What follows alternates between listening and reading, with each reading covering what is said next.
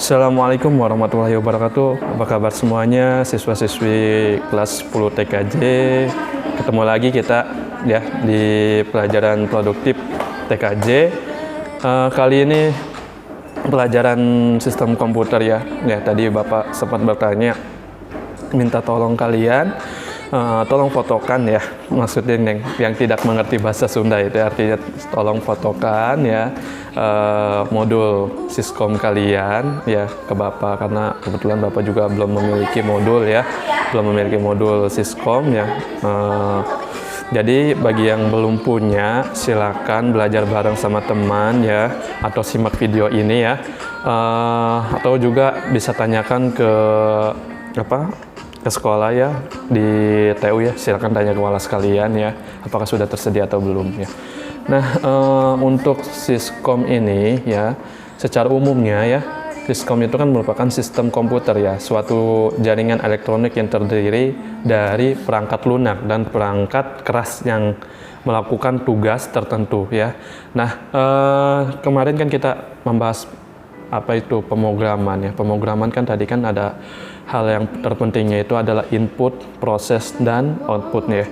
Nah, di sini juga dalam sistem komputer itu ya, tadi seperti Bapak bilang, jelaskannya terdiri dari perangkat lunak dan perangkat keras yang melakukan tugas tertentu, menerima input, memproses output ya, lalu memproses input juga, lalu menyimpan perintah-perintah dan menyediakan output dalam bentuk informasi ya.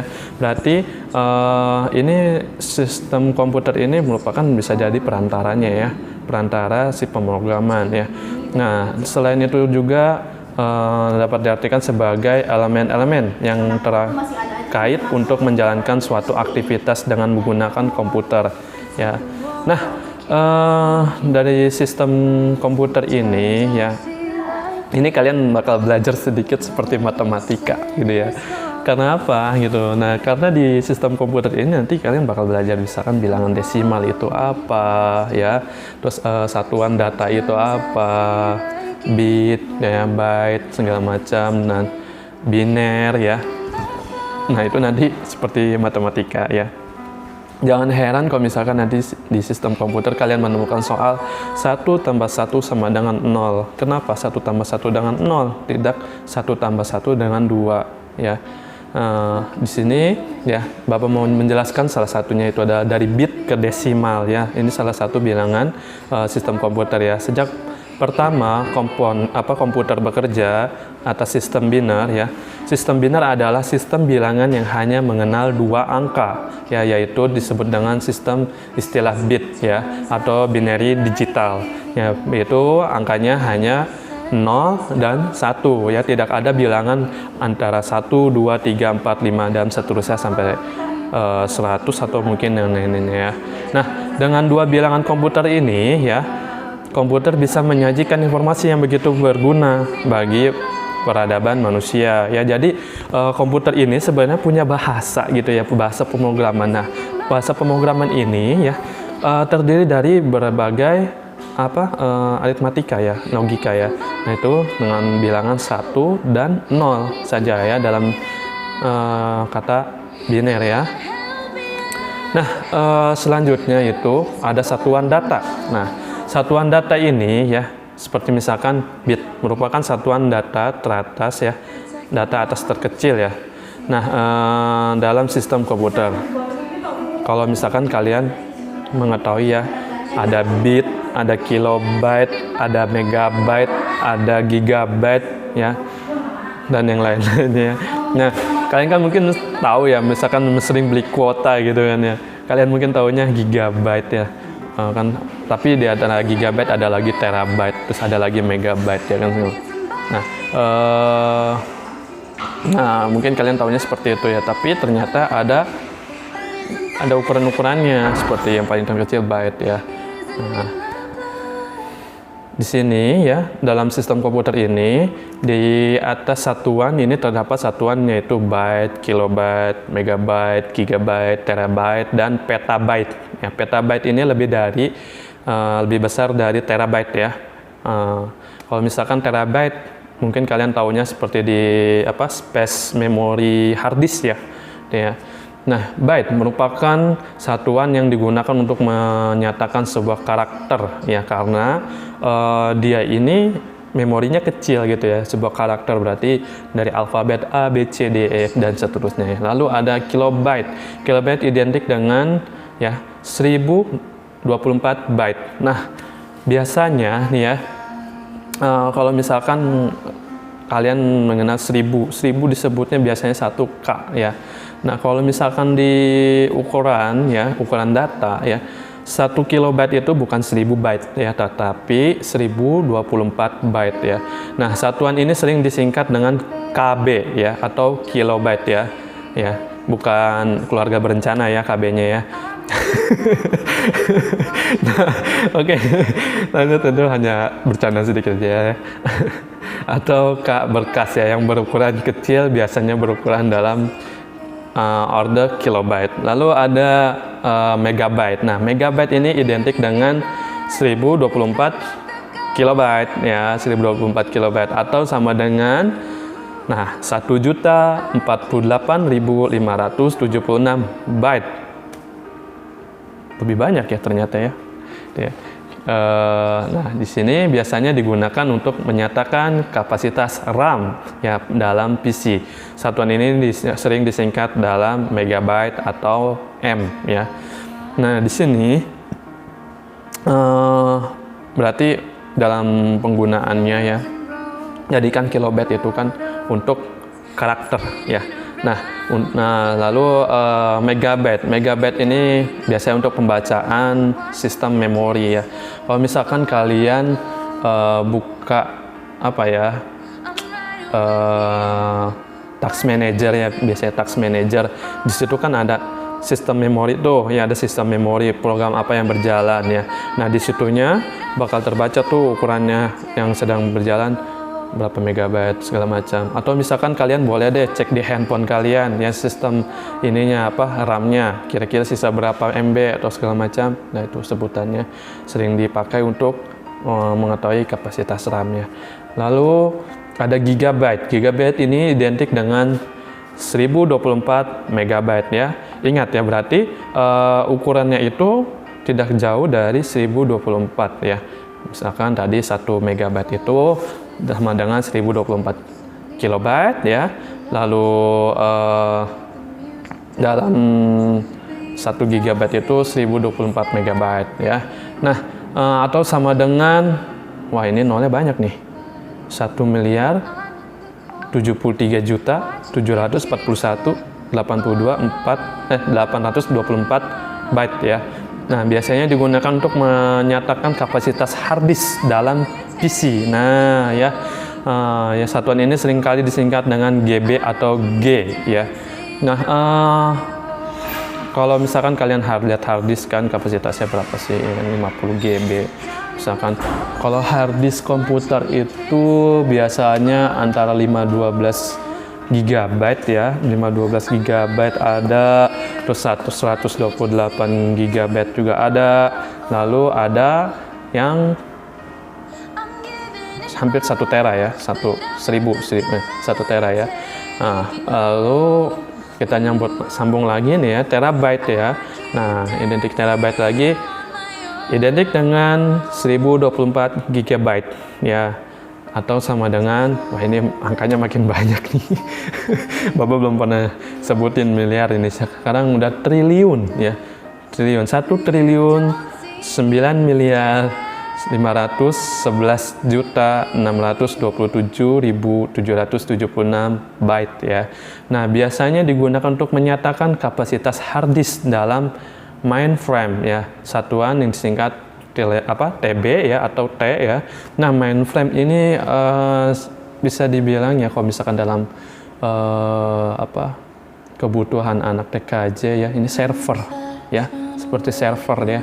Nah, karena kalau dalam perangkat server ini nggak cukup seperti flash disk. Kalau flash disk kan kita kan ya, walaupun kecil ukurannya bisa sampai 30 GB ya. 32 GB, 64 GB dan seterusnya. Nah, tetapi kalau terabyte ya, nah ini wah udah besar lagi ya. Kalau terabyte ini masih masuknya hard disk eksternal biasanya ya, hard disk eksternal ya. Nah, lalu lanjut lagi petabyte. Petabyte ini identik dengan 1000 berapa? 1024 terabyte ya. Sejauh ini satuan yang bisa diangkat yaitu PB atau P. PB ini bukan point blank ya, ingat ya. PB ini sebutnya dari petabyte ya, petabyte. Nah, ini juga belum digunakan ya. Di masa mendatang hard disk dapat memiliki kapasitas dalam order petabyte. Wow. Keren banget ya. Kalian bayangin, satu hard disk 1 terabyte aja ukurannya biasanya segimana ya? Nggak cukup besar dari kotak makan kalian gitu kan ya. Nggak mungkin nanti kalau kalian misalkan punya hard disk petabyte ya gitu ya. Wah, mungkin bisa segede ini ya, apa? Kotak makan kalian ya, kotak nasi ya gitu ya. Nah, ya. Nah, di situ tadi kita ulas lagi ada apa saja ya? Tadi ada kilobyte ya. Kilobyte. Lalu ada megabyte ya, megabyte. Lalu ada lagi gigabyte ya, gigabyte. Lanjut lagi ke terabyte dan petabyte. Oke ya. Nah, selanjutnya ya bakal Bapak bahas itu di sini ada mengenai satuan waktu dan frekuensi ya. Bagi manusia 1 detik itu merupakan waktu yang sangat cepat. Kenapa? Ya, karena hitungannya 1 menit ini sama dengan 60 detik ya. Nah, tapi bagi komputer 1 detik itu amat sangat lambat ya, karena komputer bisa memproses lebih cepat dari 1 detik. Kecepatan komputer bisa diistilahkan dengan satuan sebagai berikut ya. 1 milidetik setara dengan 1/1000 detik. Milidetik ya. Ya. Jadi lebih 1000 kali cepat dari 1 detik ya. Nah, lalu ada 1 mikrodetik setara dengan 1/1 juta detik. Lebih cepat lagi. Lalu ada 1 nanodetik setara dengan 1/1 miliar detik ya. Nanodetik berarti lebih cepat lagi. Ya, ada satu lagi 1 pikodetik setara dengan 1/1 triliun detik ya. Nah, di sini berarti kalau misalkan hitungannya 1 detik, bayangin nih kalau misalkan kalian mau proses kan di komputer itu kan banyak ya, kalian menyalakan komputer itu bisa berbagai macam program yang bisa berjalan kan ya. Kalau bayangin kalau misalkan 1 program itu lambat ya, nggak berjalannya nggak bersamaan seperti itu, wah amat sangat lemot sekali nanti komputer kalian ya. Ya makanya dibutuhkan kapasitas RAM yang besar ya. Minimal sekarang sih kalau komputer-komputer ataupun laptop sekarang pada pakainya minimal antara 4 atau 8 ya biasanya ya gitu. Nah, satuan lain yang banyak disinggung dalam komputer adalah frekuensi. Nah, frekuensi adalah jumlah siklus ya dalam 1 detik. Frekuensi diukur dengan hertz ya. Adapun ukuran frekuensi yang lebih besar yaitu kilohertz atau KHZ ya. Nah, ini biasanya kalau kalian suka main remote control nih, biasanya situ ada tuh ya kan frekuensi tuh ya kan. Kalau misalkan frekuensi sama, bisa main bareng gitu kan ya. Nah, terus ada lagi satu yaitu kilohertz ya, KHZ ya sama dengan 1000 hertz ya, dan satuan yaitu megahertz ya sama dengan 1000 kilohertz ya. Nah, ini ada berbagai, nanti kalian bisa lihat ya di PowerPoint ya, ada berbagai alat-alatnya ya. Nah, oke. Lalu ada bagian unit system. Nah, unit system berarti bagian perangkat kerasnya ya, bagian perangkat kerasnya ya yang ada di dalam CPU ya, di dalam CPU ya. Nah, yaitu Bapak sebutkan saja ya, nanti pengertiannya mungkin bisa di pertemuan berikutnya ya. Nah, ada motherboard ya. Ada motherboard, terus ada power supply ya, terus ada sistem pendingin ya, biasanya itu kipas ya, pendingin ya. Terus ada bus ya, bus ini BUS ya tulisannya ya, jalur ya, menghubungkan ya. Nah, ada bus, terus ada bus I atau O. Nah, I atau O itu singkatan dari bus input dan output ya. Gitu ya. Lalu ada lagi port ya.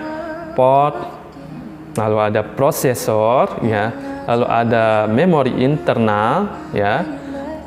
Oke ya. Lalu ada memori internal ini juga terbagi menjadi dua, yaitu ada ROM dan RAM. Oke ya.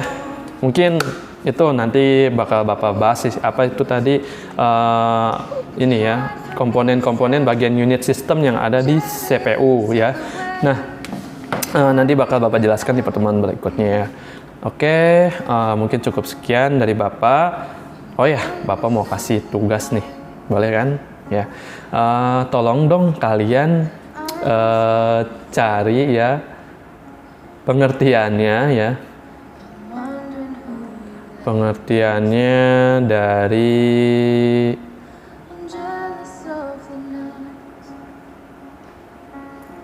arti-arti tersebut ya, masing-masing